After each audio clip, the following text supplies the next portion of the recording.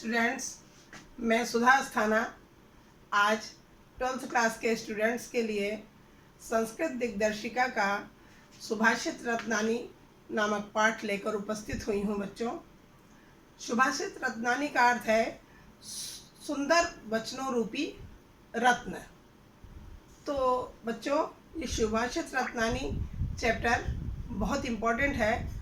Board परीक्षा में इस चैप्टर से कोई ना कोई श्लोक हिंदी अनुवाद करने के लिए ज़रूर आता है बच्चों, इसलिए आप लोग इसको बहुत अच्छी तरीके से समझिएगा।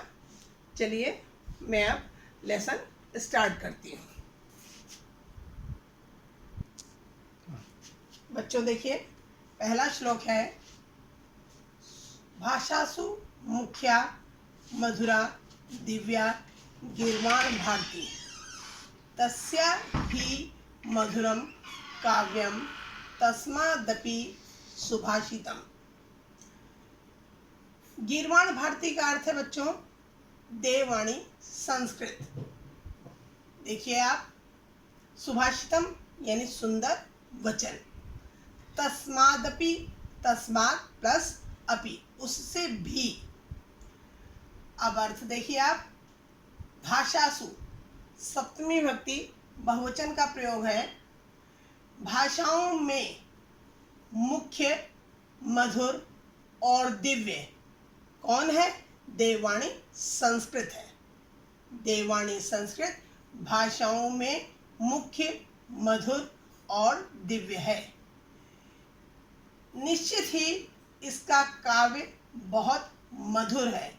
ही मीन्स निश्चित ही इसका काव्य बहुत मधुर है और उससे भी ज़्यादा मधुर इसके सुंदर वचन हैं। दूसरा श्लोक देखिए बच्चों, सुखार्थिनः कुतो विद्या, कुतो विद्यार्थिनः सुखम, सुखार्थी वा त्यजेत विद्याम, विद्यार्थी वा त्यजेत सुखम।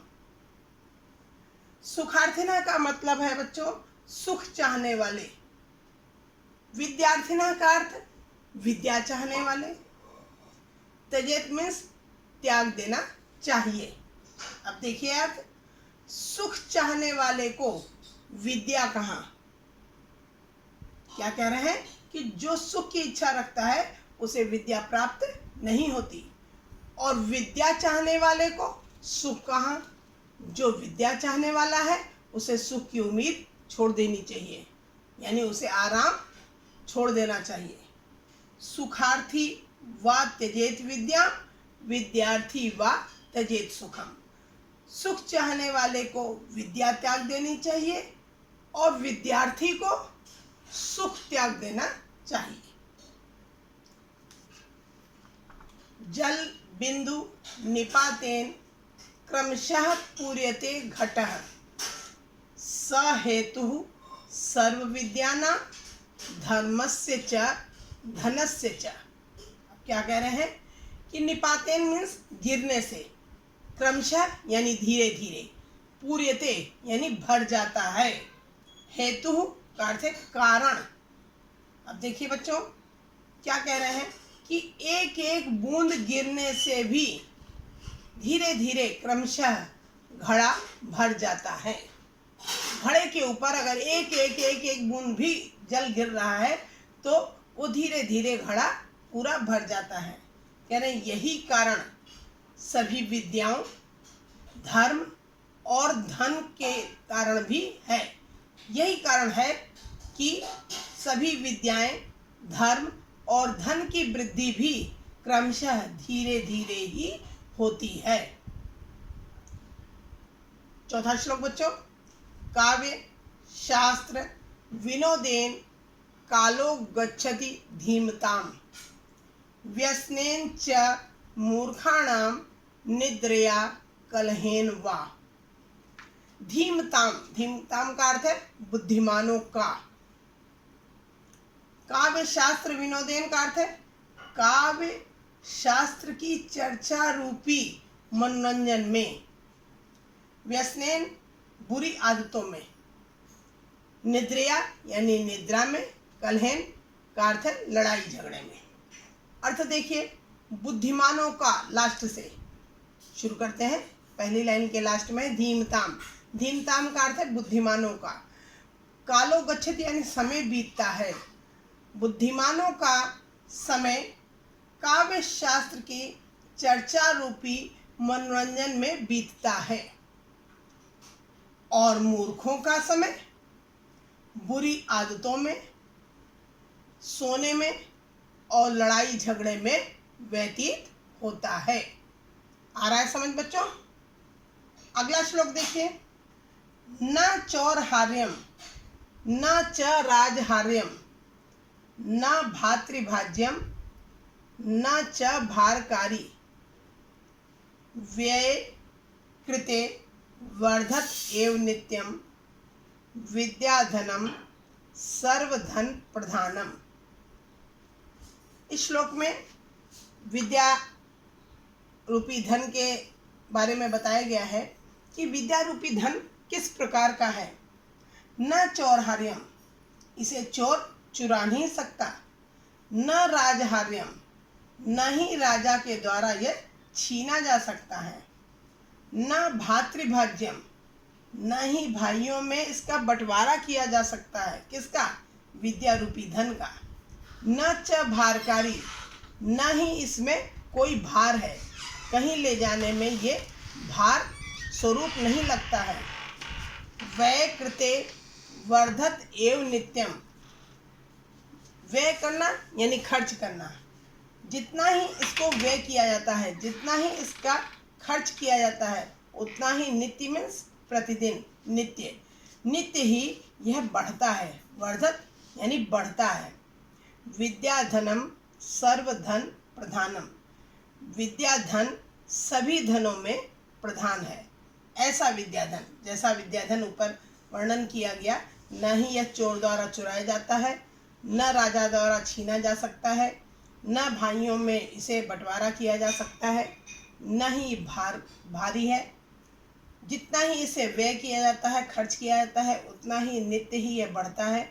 ऐसा विद्या रूपी धन सभी धनों में प्रधान है। आगे देखिए बच्चों, परोक्षे कार्यहंतारम प्रत्यक्षे प्रियवादिनम वर्जयेत तादृशम मित्रम विषकुंभम पयोमुखम। परोक्षे का अर्थ है पीठ पीछे। कार्यहंतारम का अर्थ कार्य को नष्ट करने वाले।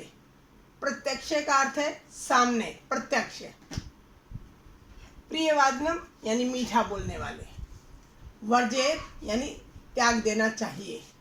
विष कुंभम, कुंभम माने घड़ा, विष का घड़ा। पयोमुखम यानी मुख पर दूध लगा होना।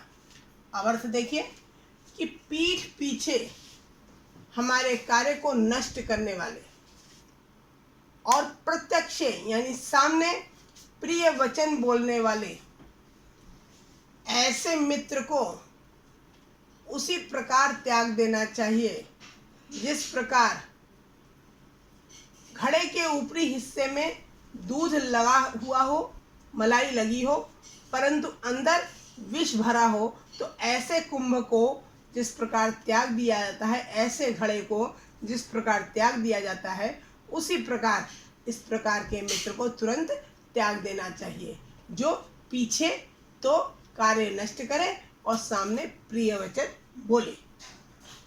अगला श्लोक देखिए, उदेति सविता ताम्रस्य ताम्र एवास्तमेति च संपत्तौ च विपत्तौ च महताम एक रूपता।